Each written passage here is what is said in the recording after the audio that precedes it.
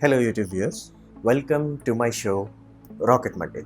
In today's episode we're going to take a look at Deep Space Gateway, or basically the replacement for ISS, which has been recently renamed to LOP-G, Lunar Orbital Platform Gateway. So let's dive right into it. So what it is, it's a replacement for ISS. As many of you can see, this is the most expensive thing ever built by human. Like, this is more expensive than Large Hadron Collider. This is more expensive than everything ever built by human. The most expensive thing. Now, it was not built single-handedly. It was not like America built it alone. There has been serious amount of collaboration with a lot of other countries, including Astronaut, which is from Russia, that is the second biggest contributor. Then JAXA, Japanese Space Agency. Then we have CSA, Canadian Space Agency. Then we have ESA, European Space Agency. So this thing was a collaborative effort. Nobody could have built it alone. Now, you might be able to build the technology, but the cost of it was so damn high that no alone space faring nation could do it. So ISS, that's why ISS is going up for so long. It's like so many country has invested so much into it that it will be there for a while, but only for a while. It's showing its age and is about to be decommissioned in next 10 to 20 years. Now, what we are planning to replace it with is a space station that will be in cislunar orbit. Basically, think of it around the moon, only difference being it's not at the orbit of moon. Basically, this is Earth, this is moon, so it's not orbiting the moon, it's orbiting the moon like this, basically between the Lagrange points. The benefit of doing that, it has very little gravitational pull. So if they launch something from that space station to somewhere else, it will take very little energy, simply because it's no longer being affected by the gravity of moon. So that's a very weird orbit that they are aiming for, but it has its own benefits. So it's a replacement for ISS. It will be, the core aspect of it is it's going to be outside of Earth's magnetosphere. Now, geostationary satellites are literally almost outside of it, but ISS altitude was very specifically chosen so it can be below as much as a magnetic shield as possible. So for that reason, the altitude was kept at like 400 kilometers from sea level. Now, of course, if we want to build a space station, we need a launch system for it. Now, right now, the biggest candidate for it is this Space Launch System, SLS. It's built by NASA, and this is supposed to be the replacement for Space Shuttle, because Space Shuttle failed miserably. So they have went back to the design of basically Saturn V rocket, but whatever worked in Space Shuttle, like the engines that you see on this is literally exactly the same engine that was used for Space Shuttle. So those engines are kind of flawless. So we have tested the engines, and we still have some engines remaining, because for Space Shuttle project they overbuilt it, as in like they're supposed to be 10 to 20 shuttles built, and in reality they only built 7 to 8. So we have a lot of engines stocked and ready to be used, and they're gonna improve the engine a little bit so they'll get more thrust out of it. So SLS, it's basically Saturn V. Instead of using kerosene in their base engine, they are using hydrogen. Benefit of hydrogen, lot of specific impulse, lot of final velocity. Basically, the delta V that you will get using liquid hydrogen is much higher than what you will get from liquid kerosene. Consequence, it does not have enough thrust. That's why we have solid boosters. Now, solid booster is literally the same from Space Shuttle era. Only thing they are doing is they are upgrading the stages, like not stages, segments, as in it used to have 4 segments, now it will have 1 extra segment. So this is their new vehicle that's supposed to do the job, like actually getting the payload off the ground.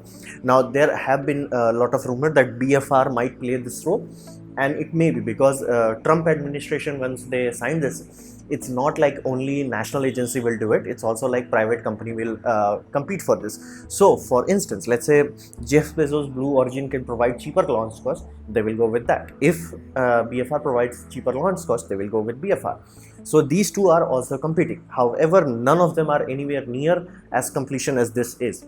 And SLS, it's built with a lot of knowledge from Saturn project and Space Shuttle project. So what they are building here, the first block, as in that's why it's the same as a block in SpaceX Falcon 9 series. The blocks they are building is gonna get upgraded. So the first block will barely do 90 tons to low Earth orbit. Then the second will do 130. There are many blocks, and those designs are not finalized yet.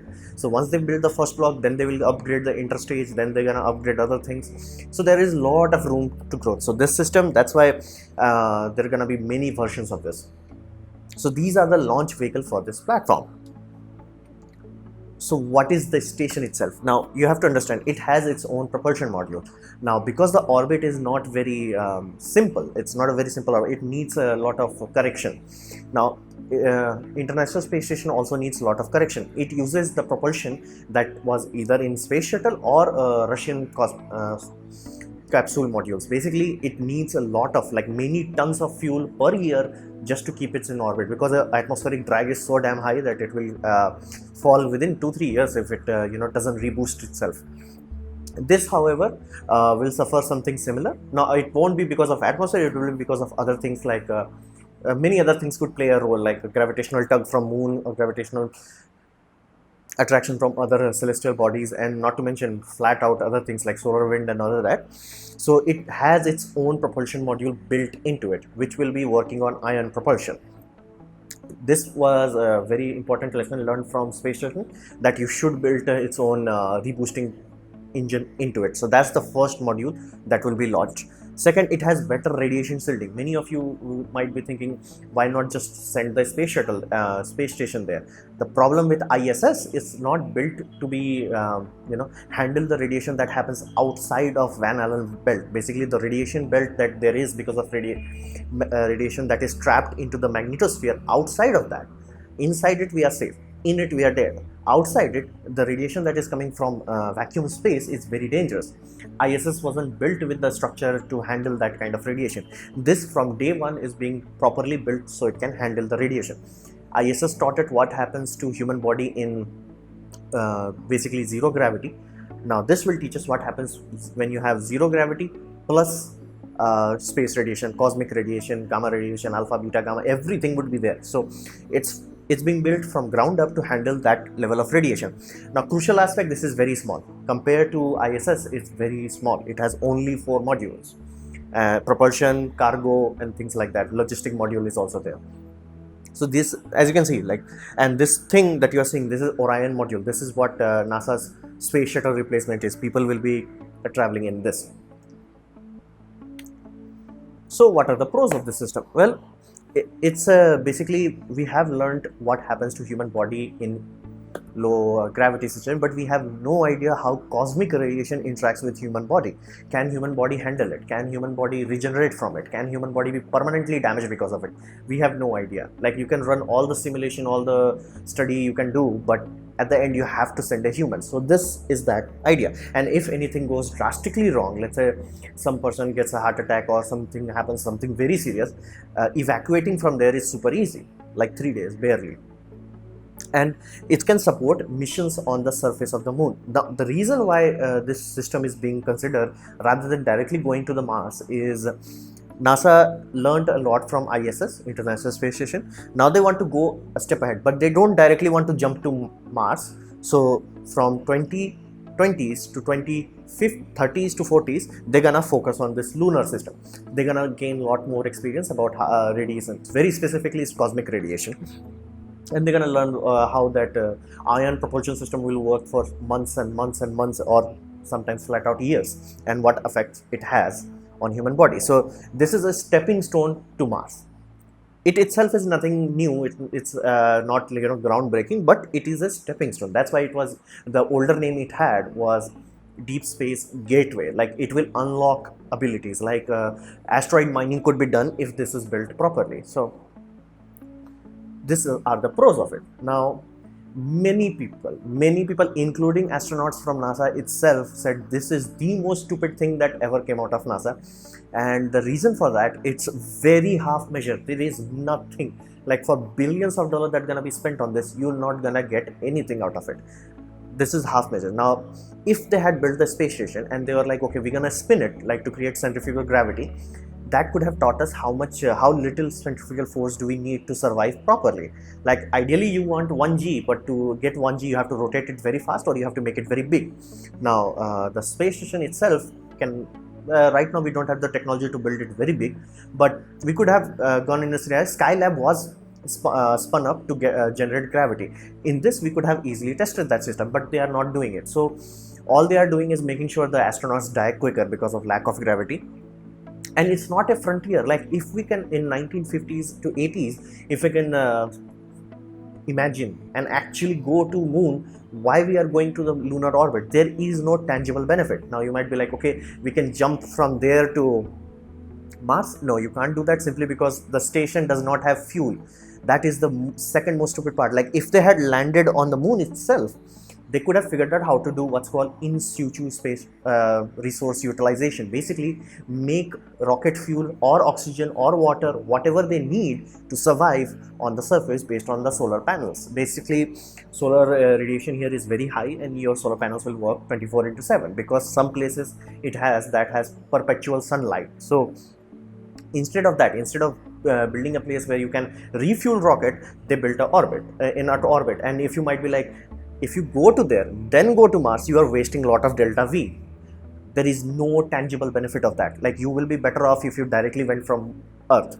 And we might gonna use that method rather than directly, going to moon orbit and then going there. You are adding upwards of few days to few months to journey time. So it's flat out stupendous. If they were on the surface, however, then they could have learned how to build habitats. Because we haven't built habitats here, we cannot actually go to Mars and live there for long term.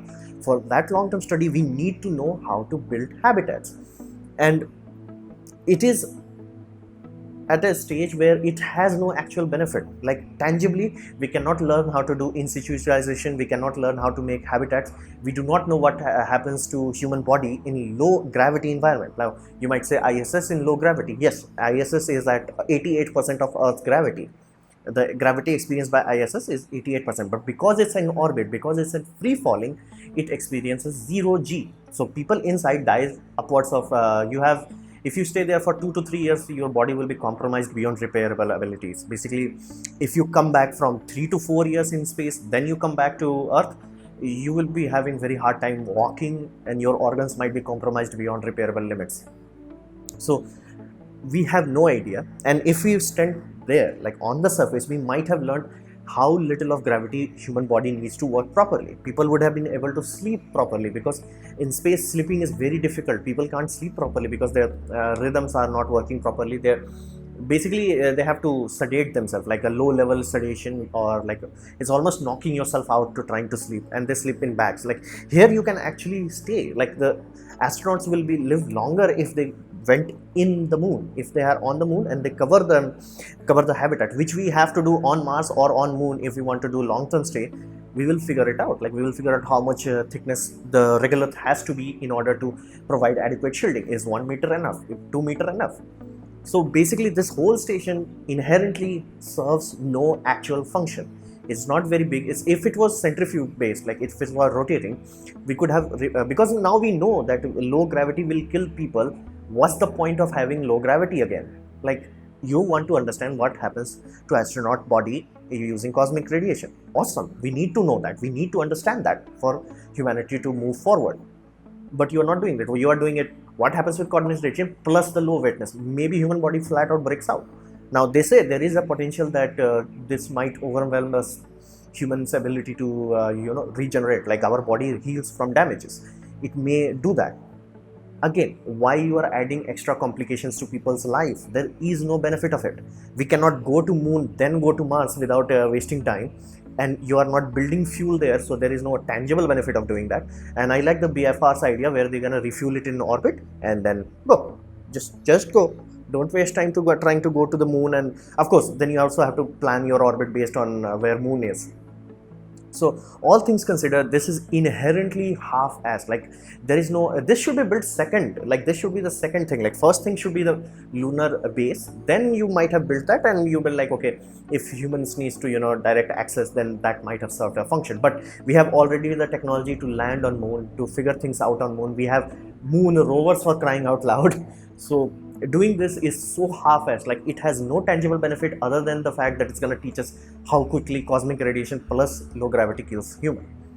So this was the stupidity aspect of it. I hope you liked the presentation and learned from it. In that case, please like. If you didn't, don't worry about it, dislike it, and leave a comment what we're going to see in the next episode of Rocket Monday. And I will suggest you subscribe and press the bell icon as I make video every day. And as always, thanks for watching.